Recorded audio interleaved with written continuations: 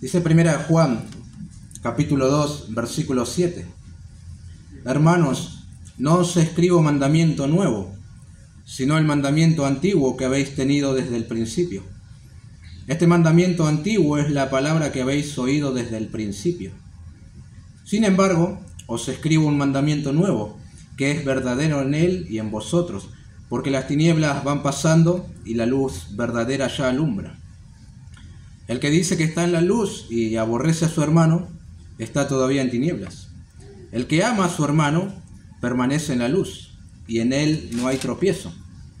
Pero el que aborrece a su hermano está en tinieblas, y anda en tinieblas, y no sabe a dónde va, porque las tinieblas le han cegado los ojos.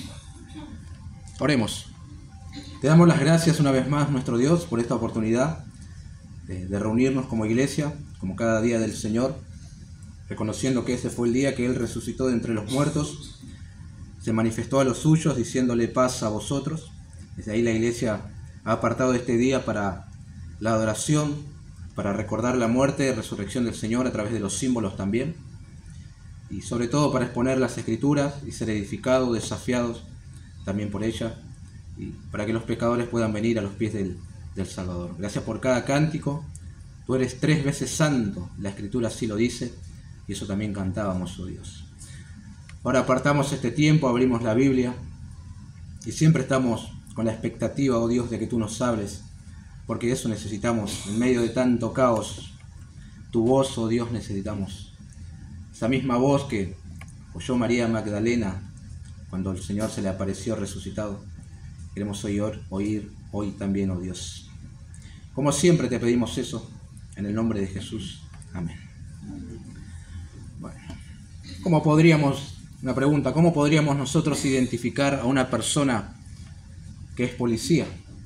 Que, desempeña el oficio de policía. Creo que la mejor manera es verlo con el uniforme, ¿no?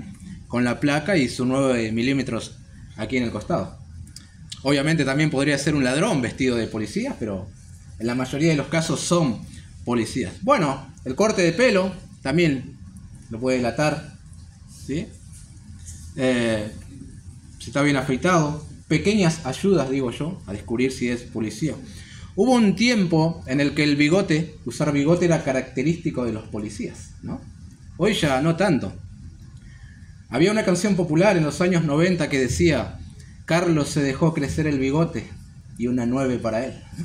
No sé si alguien lo recuerda eso, ¿sí? Bueno, era popular en los años 90 justamente para hablar de un policía. No menciono la forma de hablar, porque una vez con Santiago levantamos a un policía haciendo dedo en la ruta, y su forma de hablar, yo tengo anotado aquí en mis notas, parecía un guachiturro. Perdón la expresión, pero es para que me entiendan, ¿sí? Santiago directamente no pudo entender lo que decía el policía, y yo le decía, no, es que el policía hablaba de una manera muy, muy vulgar, tratando de explicar, ¿no?, la forma de hablar de esta persona. Bueno, lo mismo sucede con un bombero, un futbolista, un médico, un docente. Lo que llevan puesto en el exterior puede decirte a qué se desempeña esta clase de personas, a qué se dedican. Ahora, es cierto, en algunos casos no solamente el uniforme, sino también la forma de hablar. Por ejemplo, podrías descubrir a un profesional de la salud o de la educación, a lo mejor por su forma de hablar constantemente de lo que desempeña en su profesión. Creo que sí. Bueno, para los más jóvenes, saben que hubo un tiempo en el cual había algo que se llamaba el corte de colectivero, ¿no? Un poquito de flequillo abierto así, tapaba las orejas y un poquito más largo atrás. Vos lo veías y decías de este tipo de colectivero. Era el corte de colectivero, que estaba de moda en un tiempo. Ahora, ¿por qué digo estas cosas? Porque a todos nos conocen por algo, ¿no?, externo de nosotros. Nuestro carácter, manso, gritón, malhumorado, honesto, por nuestro acento. ¿Verdad que alguien que es paraguayo lo identificas al toque? ¿Sí? A lo mejor si es de Puerto Rico también, ¿no? Su forma de hablar te dice de dónde es. Por la forma de vestir, ya sabes algo de él. Menciona al policía, también a un hippie, vagabundo, punk. Por la forma de hablar, bien educado, mal educado. Siempre hay algún distintivo. Algo que te dice algo de una persona, mejor dicho, cosas que nos dicen algo de una persona. Ahora, ¿Cómo identificás a una persona que es creyente? O mejor dicho, que es verdaderamente creyente. ¿Cómo puedes saber eso? A lo mejor lleva algún collar con alguna cruz. ¿Postea a diario versículos bíblicos? ¿Pegó en su auto un pescadito? ¿Suele decir shalom? Bueno, no creo que de esa manera identifiques a alguien que es verdaderamente creyente, ¿no? Juan ha presentado algunas evidencias de alguien que conoce al Señor, tiene comunión con Él, es decir, que es un verdadero creyente. Es lo que hemos estado viendo en estos últimos 2 domingos. Primero, es alguien que no anda en tinieblas, no practica el pecado, no digo que no comete, no practica, no se engaña diciendo que no tiene pecado, porque reconoce su naturaleza caída y pecaminosa. Es alguien que confiesa su pecado porque conoce al que es fiel y justo para perdonar su pecado y limpiarlo de toda maldad. Es alguien que sabe que por sí mismo no puede salvarse. Cristo es la propiciación por nuestros pecados. Cristo es nuestro abogado. Cristo es nuestro sumo sacerdote también. Es alguien también que guarda los mandamientos del Señor, a pesar de las limitaciones, claro que sí, pero Él se esfuerza, quiere obedecerle porque ama a Dios. Ese amor por Dios se ha perfeccionado.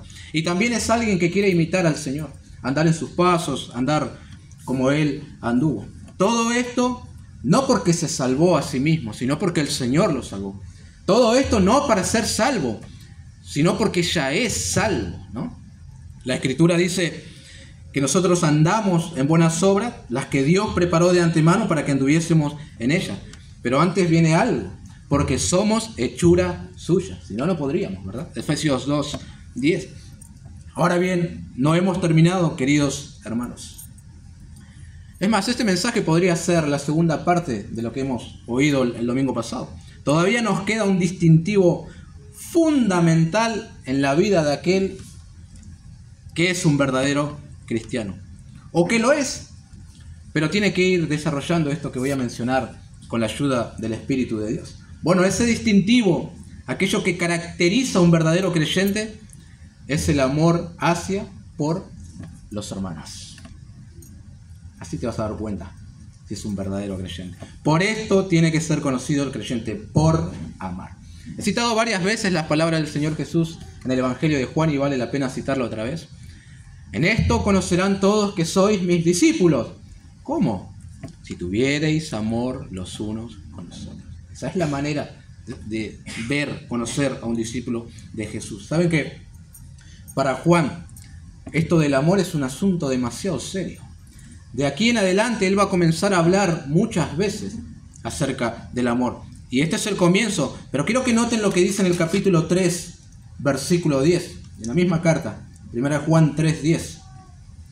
En esto se manifiestan los hijos de Dios y los hijos del diablo.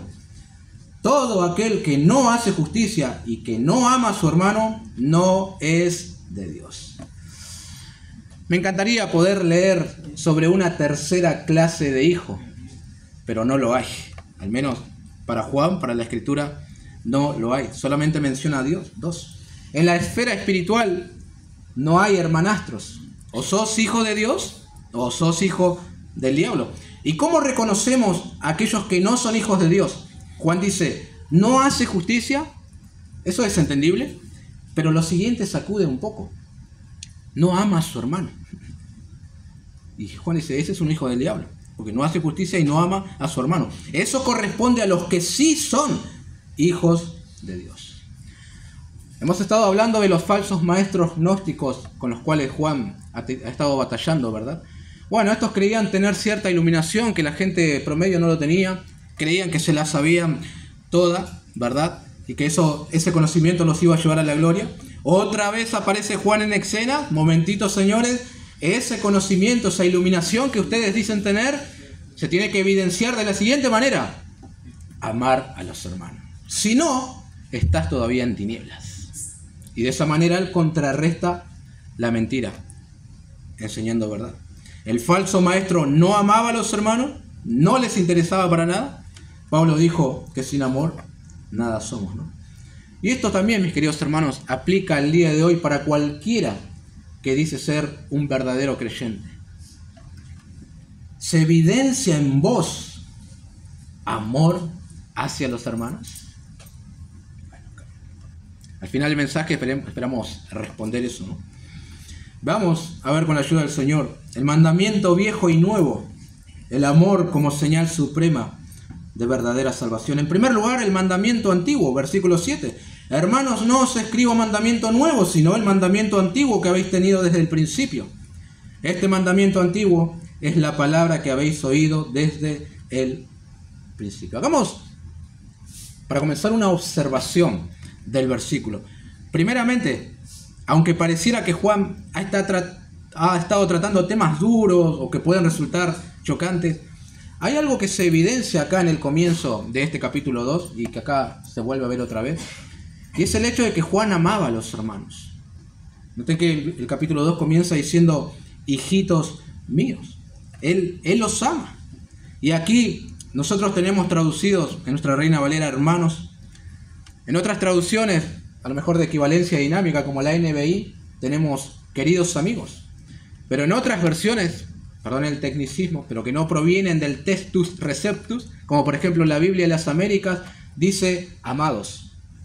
Es otra la palabra griega que emplea, pero en cierta manera eso demostraría mejor el amor que Juan tenía por esta gente, por estos hermanos de Asia, al llamarlos hermanos, ¿verdad? O amados, mejor dicho. ¿Y por qué esto es importante y tenemos que tener en cuenta? Porque nos muestra que todo aquello que Juan escribe lo hace porque ama a los hermanos. Por eso, busca el bien de ellos. Algunas de sus verdades pueden resultar incómodas, confrontativas, pero la intención del apóstol no es ofenderlos ni hacerles daño, sino todo lo contrario. Él los ama y quiere que la fe de ellos sea más sólida, que tengan convicciones fuertes y que estén seguros de que conocen al Señor.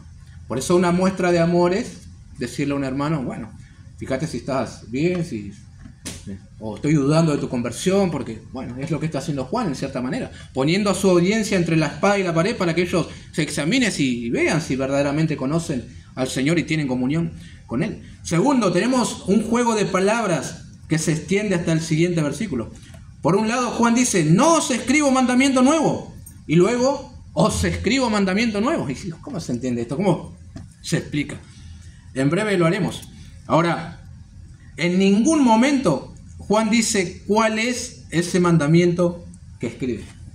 Algunos pueden llegar a decir, bueno, es el mandamiento anterior, el del versículo 6, que el que dice que permanece en él debe andar como él anduvo.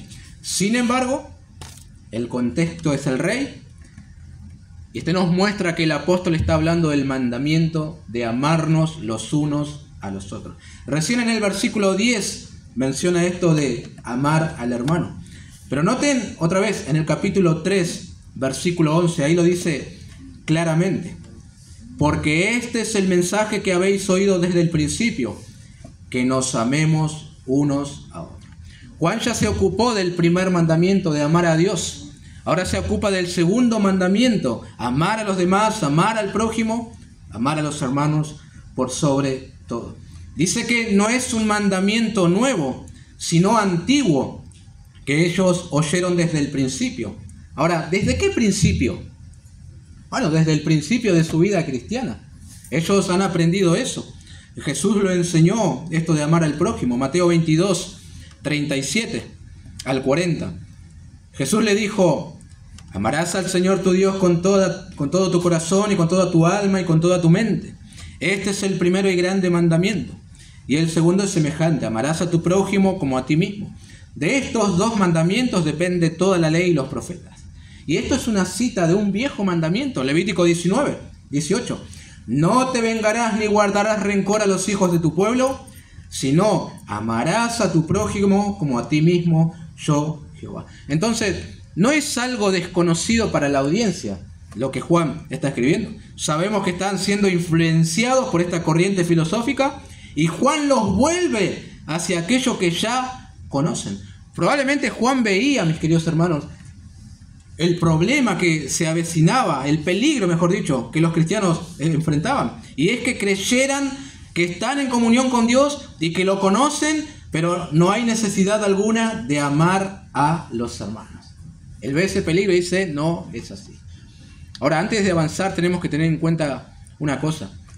Esta carta, como la mayoría de las otras, son cartas ocasionales. Es decir, se escribió por situaciones específicas que vivían en las iglesias. No es que Juan se puso a escribir porque le encantaba escribir o tenía la habilidad para escribir. Algo pasaba en la iglesia y él escribe una carta para tratar eso. En este caso, los falsos maestros venían con cosas novedosas. Y Juan, para combatir eso, dice: yo no les estoy escribiendo nada nuevo, sino aquellos que oyeron al comienzo de su vida cristiana y que viene aún desde el periodo de la ley, que tenés que amar a tu prójimo como a ti mismo. Eso dará evidencia de que estás en la luz. Y eso hace la diferencia entre un verdadero creyente de uno falso, ¿no? Los gnósticos, venían con algo nuevo. Juan reaparece otra vez, pero con algo viejo, ya revelado. Y esto es una tremenda advertencia para los días que nosotros vivimos. Tengamos mucho cuidado con lo novedoso. Este es el año de la cosecha, dicen algunos. Este es el año que rebosará tu granero. Viejo, ¿de dónde sacaste eso? ¿Por qué venís con algo nuevo? ¿No te es suficiente lo viejo que inventás eso? Hay un nuevo mover del Espíritu de Dios. No te conforma lo viejo. Por eso necesitas algo nuevo, ¿no? Así surgieron las sectas, queridos hermanos, con lo novedoso. En 1823, no hace muchos años, ni siquiera 200 años, mientras un hombre llamado Joseph Smith oraba, relató que un ángel llamado Moroni le indicó un lugar cercano a su hogar donde se encontraban unos antiguos escritos, grabados en planchas de oro. Estos escritos describían la visita de Jesús de Nazaret a los antepasados de los indígenas de América, los cuales eran de origen israelita. Smith los tradujo al inglés y en 1830 publicó el libro de Mormón. Y así surgió algo novedoso, el mormonismo. Años después, 1863, en Michigan apareció algo novedoso, la secta que hoy conocemos como los adventistas del séptimo día. Hicieron un ídolo de un mandamiento y dieron nuevas profecías que nunca se cumplieron. Algunos años después, año 1880, otra vez algo novedoso. Y así surgieron los testigos de Jehová.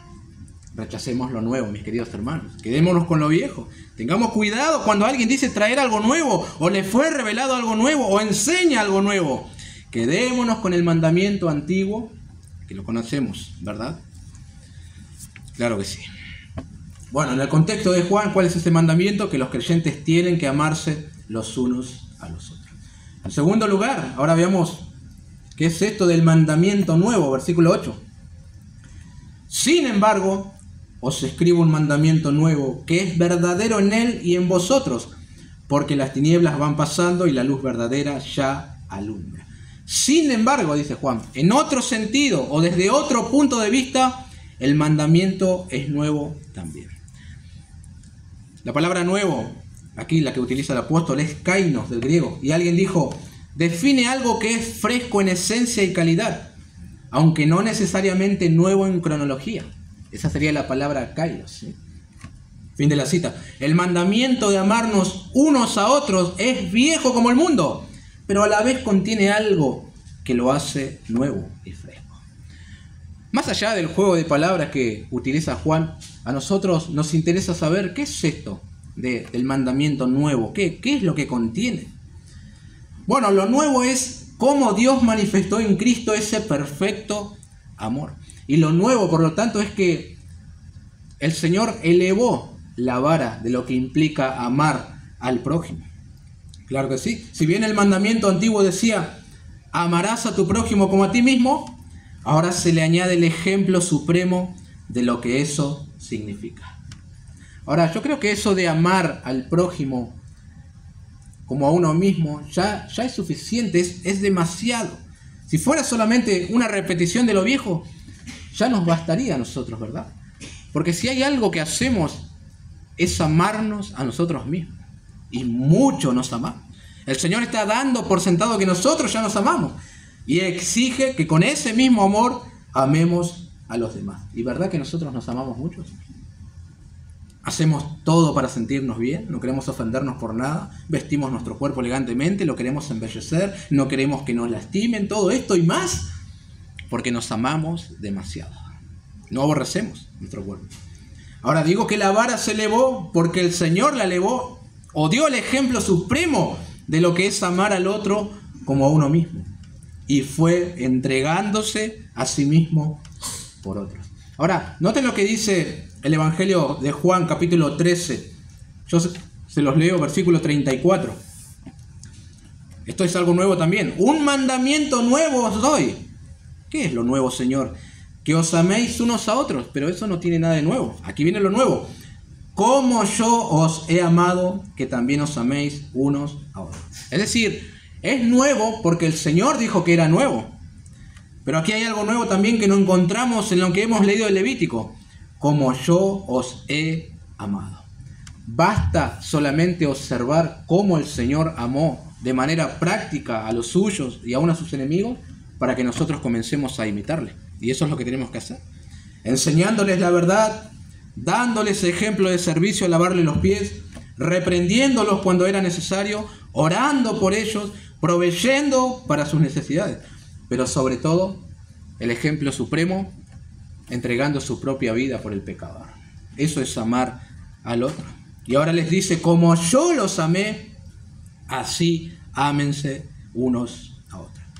Lo que nosotros necesitamos recuperar, queridos hermanos, es el verdadero significado de amor. O mejor dicho, el significado bíblico de lo que es amar a los hermanos. Porque todos tenemos algunas ideas de lo que es amar, pero muchas veces no se ajustan a las Escrituras. Creemos que si no lo sentimos, no lo tenemos que hacer. Entonces reducimos el amor a un mero sentimiento. Pero no es así como Cristo nos amó. Claro que no. Chase Adam, el padre de la consejería bíblica, dice: nadie puede amar en abstracto. El amor es una actitud que resulta en algo que tiene lugar real y tangiblemente. El amor es darse uno mismo al otro. No es conseguir, como dice todo el mundo. No es sentir o desear. No es algo sobre lo cual no se tiene control. Es algo que uno hace por el otro. Fin de la cita. ¿No es eso lo que vemos en la Escritura? Pregunto, ¿Cristo amó a la iglesia? Y respondemos, por supuesto. ¿Y cómo lo sabemos? Se entregó a sí mismo por ella. Efesios capítulo 5. Eso es amor. No fue algo abstracto, sino tangible. De otro modo, no meros sentimientos, sino hechos. ¿Dios el Padre amó a la humanidad? Claro que sí. Y bueno, ¿y cómo lo sabemos? Entregó a su Hijo unigénito para que todo aquel que en Él crea no se pierda, mas tenga vida eterna. Eso es amor. Como el Señor nos amó y lo demostró, así debemos amarnos nosotros. Ahí está lo nuevo del mandamiento del que estamos hablando.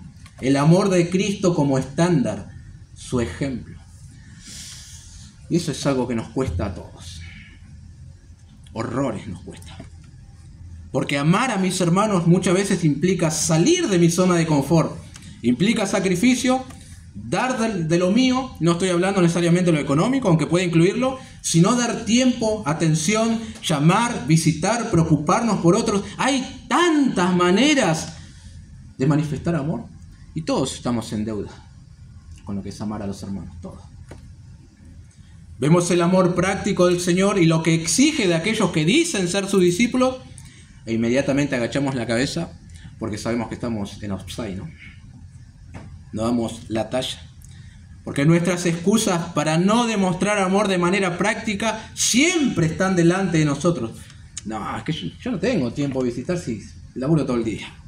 O de fijarme, de ver si alguien precisa algo, o ni siquiera de llamarlo. Esa es una de las excusas más comunes que utilizamos. El tiempo. Pero siempre lo digo porque lo he aprendido y lo he escuchado de otro pastor. El tiempo no se tiene. El tiempo se hace. Todos hacemos tiempo para algo, ¿verdad? Desarrollamos nuestra vida haciendo tiempo. Tiempo para trabajar, tiempo para divertirnos, tiempo para recrearnos, tiempo para descansar, tiempo para jugar con el celu, horas y horas. Es el tiempo que decidimos apartar para cada cosa, pero nunca para amar a otros de manera práctica y tangible. O también está la vaga idea de que el único que tiene que expresar ese amor práctico es el pastor o algún líder. Él es el encargado de visitar, él es el encargado de llamar, él es el encargado de mostrar preocupación por otros. ¿De dónde sacaron esa idea? ¿De dónde? ¿De la Biblia? No. El concepto de los unos a los otros lo vas a encontrar muchas veces en la Biblia. Cada uno debe manifestar y tiene la responsabilidad de amar a los hermanos. Dios te colocó en una comunidad, en un pueblo, para que ames a esa gente que Él puso a tu lado. Para eso te ha puesto aquí. Ahora, ese ha sido uno de los grandes problemas, no solamente hoy, sino con el que la iglesia se ha enfrentado.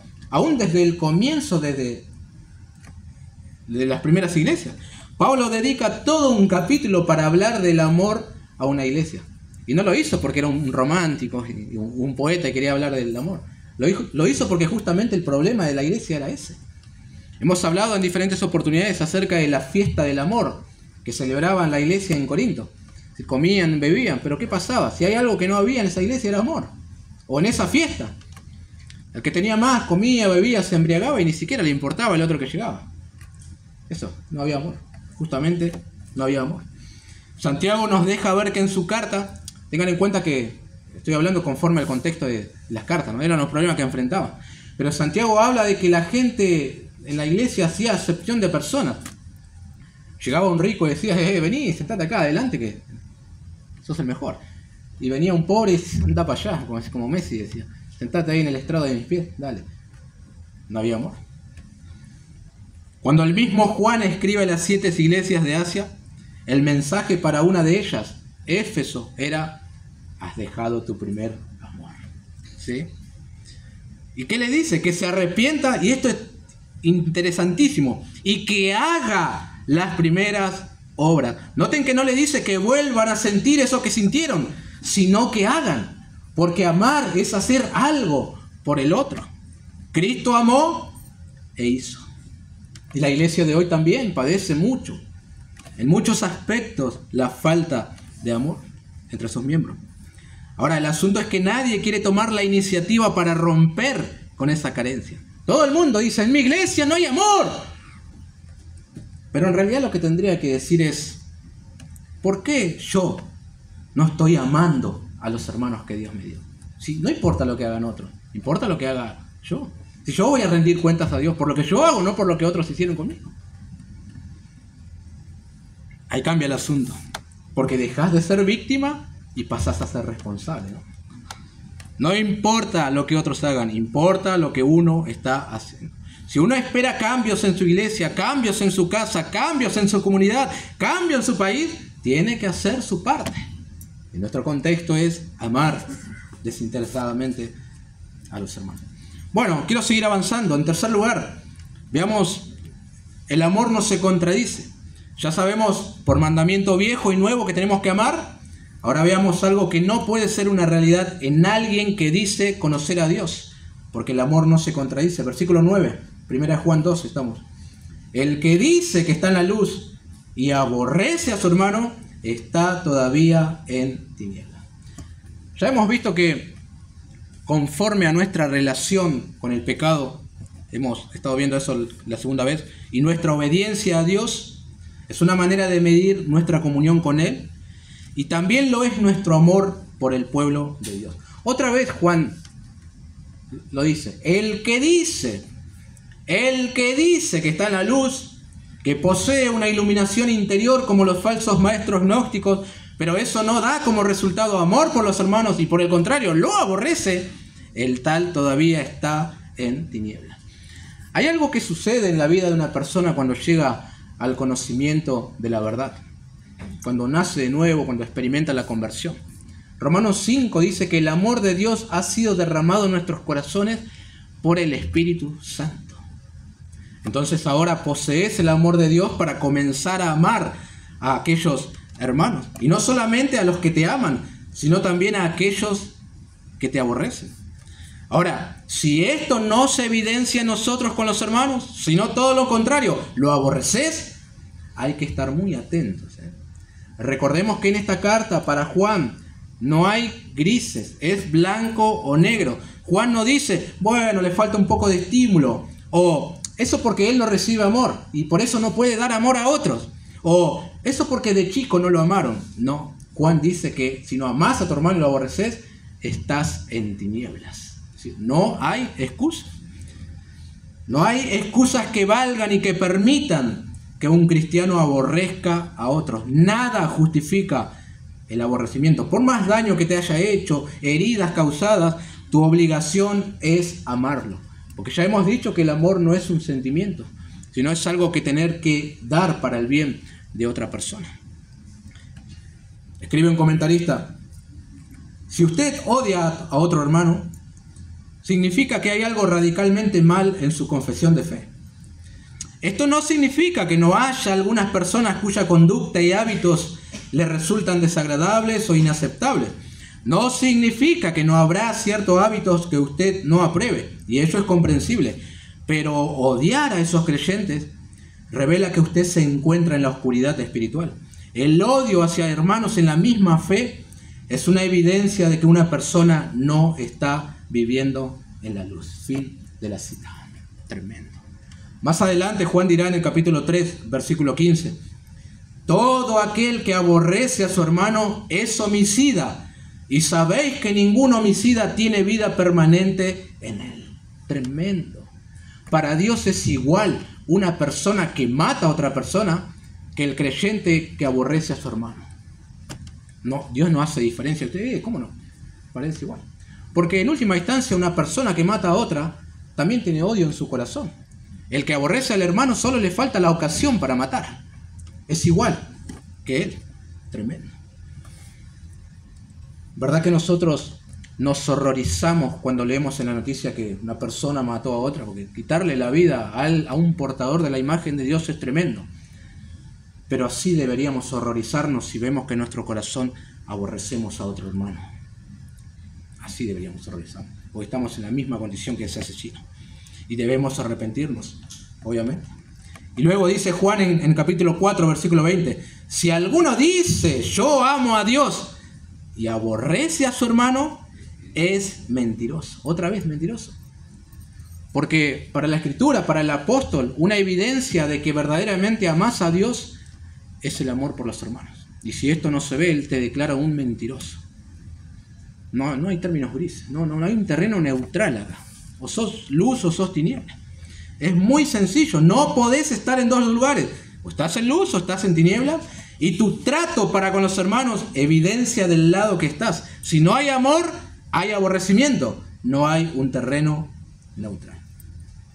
Si en esta congregación, no sé, o allá afuera, aborreces, hay una persona a la cual aborreces, esto es menospreciar, odiar, detestar, no lo querés perdonar, eso lo dice todo. La luz del Evangelio no resplandeció en tu corazón. Estás en tinieblas. Y el versículo 13 dice que las tinieblas te han cegado los ojos. Es decir, no podés ver tu condición. Eso es lo más terrible, que no podés ver cómo te encontrás. No, pero es que yo no siento amor por esa persona. Es que no tenés que sentirlo. Tenés que amarlo. Después van a venir los buenos sentimientos. Pero aunque no vinieran los buenos sentimientos, estás obligado a amarlo igual, de todas maneras. Es un mandamiento. Sí, pero él me estafó con dinero. Y bueno, si el dinero perdido te impide amar a alguien, ya estás evidenciando cuál es tu Dios, ¿no? ¿Cuál es tu ídolo? Lo que Juan quiere que entendamos, queridos hermanos, es que amar es una decisión que tomamos cada día. Nosotros decidimos, tenemos el poder de decidir amar o aborrecer a alguien. Y para aquel que ha nacido de nuevo, aborrecer no es una opción. Él tiene que amar. Jesús elevó la vara y habló aún de amar a nuestros enemigos. Y uno dice, pará, si es mi enemigo, ¿y cómo lo voy a amar? Dice, es que no importa lo que el otro es o hace con vos, no se trata del otro, sino de vos. Tu deber es amarlos. O sea que hay hermanos más difíciles de amar que otros, ¿no? Hay algunos que lo conocés y lo amás enseguida, lo haces supa, todo. A otros como que te cuesta un poquito más amarlo, por su carácter, su indiferencia, lo que sea. Y tendemos a dejarlo ahí un poquito alejadito de nosotros. Pero eso no justifica que no lo ame y que comience a aborrecerlo, ¿no? Jesús dijo en Mateo 5:43, oísteis que fue dicho, amarás a tu prójimo y aborrecerás a tu enemigo. Pero yo os digo, amad a vuestros enemigos, bendecid a los que os maldicen, haced bien a los que aborrecen y orad por los que os ultrajan y os persiguen. Esto es amar. para que seáis hijos de vuestro Padre que está en los cielos, que hace salir su sol sobre malos y buenos, y que hace llover sobre justos e injustos. Porque si amáis a los que os aman, ¿qué recompensa tendréis? ¿No hacen también lo mismo los publicanos? Noten que en cierta manera, en cierto punto, o mejor dicho, hay un punto en el que Dios trata de la misma manera al que es bueno y al que es malo. ¿Y de qué manera? Le permite disfrutar del sol y de la lluvia a ambos, ¿sí? Y entonces la pregunta que surge es, ¿y cómo nosotros, si siendo malos, no habríamos de expresar amor con aquellos que a lo mejor no nos tratan como quisiéramos? Y digo esto porque aunque algunos no lo digan abiertamente, pueden tratar a su hermano como si él fuera un enemigo. Dice David Gassi, un comentarista, a veces es fácil pensar, seguir a Jesús sería sencillo si no fuera por todos los cristianos. Y muchos cristianos viven como heridos andantes, lisiados por las cicatrices que otros cristianos les han infligido. Sin embargo, esta medida sigue en pie. Si no podemos amarnos unos a otros, entonces no tenemos forma de afirmar un amor real por Dios. Nuestra relación con Dios se puede medir por nuestro amor por otros cristianos. Fin de la cita. Bueno, tienen que hacer esta prueba. ¿Y cómo sé si amo mucho a Dios? ¿Y amas mucho a los hermanos? ¿Y cómo puedo saber si no amo a Dios? Y bueno, no amas a los hermanos. Esa es la evidencia, ¿no? O sea, la prueba. Ahora, tampoco hay que creer que la ausencia de conflictos con otros hermanos significa que desbordamos de amor y no aborrecemos a nadie, ¿no? Es una manera de engañarnos. Yo también puedo decir que amo como loco a mi vecino y no los aborrezco. Sí, claro, si no tengo la menor idea de quiénes son y no los conozco y no sé nada de su vida. Como mucho nos saludamos. Pero así no se ama a los hermanos. Amar es involucrarse en sus vidas. Otra vez lo digo, queridos hermanos, no hay término neutral. O amás a tu hermano o le aborreces. Que no tengas conflicto con nadie no significa que no lo aborreces. La indiferencia ante sus problemas es una forma de aborrecimiento. El desinterés por su vida conlleva algo de aborrecimiento. Si ves que tiene una carga y no lo ayudas a llevarla, en cierta manera lo aborreces. No hay amor. Es lo uno o lo otro. Más adelante Juan lo dice en otras palabras. Capítulo 3, versículo 17. Pero el que tiene bienes de este mundo y ve a su hermano tener necesidad y cierra contra él su corazón, ¿cómo mora el amor de Dios en él? En este caso que presenta el apóstol Juan, se requería del cristiano que hiciera algo por él. No solamente que dijera que lo ama. Una acción amorosa de suplir una carencia. Pero él decidió aislarse del problema del hermano. Entonces Juan pregunta, ¿y cómo mora el amor de Dios en este creyente? Imposible. Porque no puede haber contradicción en el amor. No puede. Bueno. Hay una pequeña nota de esperanza también acá en nuestro versículo 9. Al final dice, está todavía en tinieblas. Ese está todavía por lo menos deja una pequeña abertura, ¿no? ¿Por qué dijo? Todavía está en tiniebla, pero pudiera dejar de estarlo, ¿no? Si reconociera su condición y viniera en arrepentimiento y fe al Señor y así comenzar a amar a los hermanos, amando primeramente a Dios, ¿no? Lo último que vamos a ver, versículo 10. El que ama a su hermano y permanece en la luz y en él no hay tropiezo. El que ama a su hermano permanece en la luz, y en él no hay tropiezo. Eso de permanecer en la luz sabemos, lo hemos estado viendo, que significa tener comunión con Dios, básicamente ser un verdadero creyente que ama al Señor. Y en él no hay tropiezo, pudiera aplicarse tanto para el creyente que ama, él no tropieza y tampoco hace tropezar a otros. La palabra griega para tropiezo acá es escalón, ahí se traduce en nuestra palabra castellana escándalo. Originalmente era el nombre de la parte de una trampa en la que se ponía el cebo. La idea de Juan es, aquel que ama a los hermanos no busca hacerlos tropezar, ni con actitudes, ni con palabras, induciéndoles a pecar, enredándolos en chismes y murmuraciones, generando conflictos. Eso es propio de los que andan en tinieblas, porque no saben a dónde van, están cegados y por lo tanto tropiezan y hacen tropezar a otros. Pablo dijo en Romanos capítulo 14, versículo 3, así que Ya no nos juzguemos más los unos a los otros, sino más bien decidid no poner tropiezo u ocasión de caer al hermano. Si amás a los hermanos, lo que menos querés es que ellos tropiecen. Y estarás dispuesto hasta el punto de evitar comer cierta comida para que él no haya tropiezo en eso. Fue lo que hizo el apóstol Pablo. 1 Corintios 8:13. Por lo cual, si la comida le es a mi hermano ocasión de caer, no comeré carne jamás para no poner tropiezo a mi hermano. Eso es andar en la luz. Eso es tener comunión con Dios. Eso es amar a los hermanos.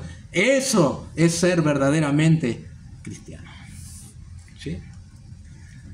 Bueno, tenemos una deuda enorme, ¿no? Tenemos una deuda enorme con el amor hacia y por los hermanos. Pero hoy es el día de comenzar a saldar esa deuda.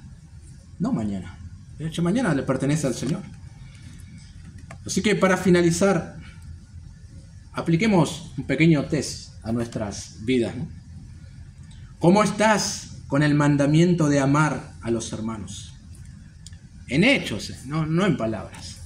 Juan dice en 3:18, hijitos míos, no amemos de palabra ni de lengua, sino de hecho y en verdad. ¿Buscas algunas maneras prácticas de manifestar amor por otros hermanos? Tangibles. ¿Sí? Estos son los hermanos que Dios te dio. Él te colocó en este lugar específicamente para que los ames y para que les sirvas. Para eso, bueno. No primeramente para ser servido, ¿no? Sino para servir a otros. También es bueno preguntarse si aborreces a algún hermano, porque el odio también tiene algunos camuflajes. Uno dice, no, yo no lo odio, pero ciertas actitudes dicen que lo aborreces. Si la respuesta es sí, estás en tiniebla. Si verdaderamente puedes responder no y le amás, entonces permaneces en luz y no hay tropiezo en ti. Con respecto a esto de aborrecer, de odiar, que es otra traducción, me gusta lo que comenta William Barclay. El odio vuelve a las personas ciegas. Y esto también es perfectamente obvio. Cuando uno tiene odio en el corazón, se le oscurece la capacidad de juicio. No puede ver claramente una situación. No es nada raro ver a una persona oponerse a un buen proyecto simplemente porque no le cae bien la persona que lo presenta. Una y otra vez el progreso en algún esquema de iglesia o de cualquier otra sociedad se interrumpe por animosidades personales. Nadie puede dar un veredicto sobre nada si tiene odio en su corazón, ni tampoco dirigir su propia vida como debe cuando le domina el odio. Fin de la cita. Salgamos de las tinieblas, mis queridos hermanos, volvamos al viejo y nuevo mandamiento de amar a los hermanos. Pero también tenés que saber que esto es imposible de hacer, de cumplir, si el amor de Dios no se ha derramado en ti por el Espíritu Santo. Y para que esto suceda, Cristo tiene que ser tu Señor y Salvador. Por lo tanto, necesitas creer en Él y ser salvo. Dios derrama ese amor en ti y luego podés comenzar a amar a los hermanos, ¿no? Bueno, vamos a orar.